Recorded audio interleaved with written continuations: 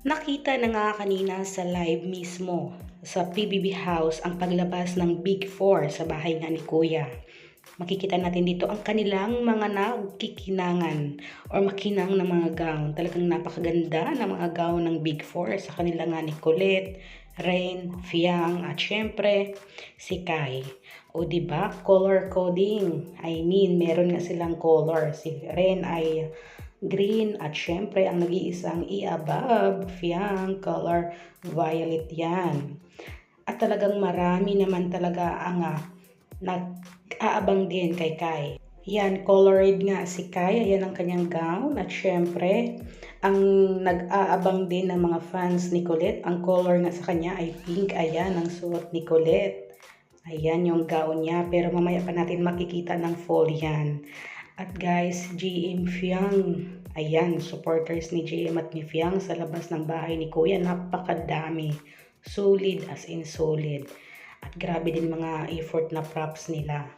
Kaya naman kanina sa paglabas nga ng Big Four sa bahay ni Kuya ay super bantay talaga ang mga guard kasi napakadaming tao talaga guys. At nagre-remind sila na huwag magtulakan. At syempre, kailangan nyo nga malaman mamaya kung sino nga ba ang magwawagi o tatanghali na big winner sa season na ito ng PBB Gen 11. O, diba?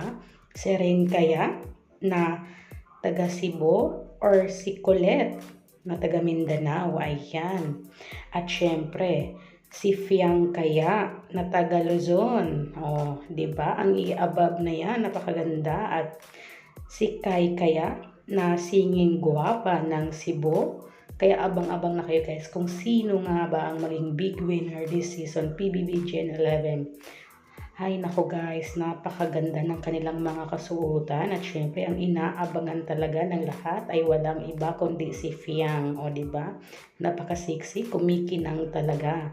Kaya guys, huwag kalimutan, mag-abang-abang na kayo dito sa aking YouTube channel upang updated kayo kung ano pa nga ba ang mga ganap mamaya after ng live stream ng ABS-CBN syempre. Kasi ilang minutes lang naman yon, pero dito makikita nyo ng iba pang kaganapan sa labas ng mga supporters na nag-aabang, lalong-lalo na nga ang JM Fiang.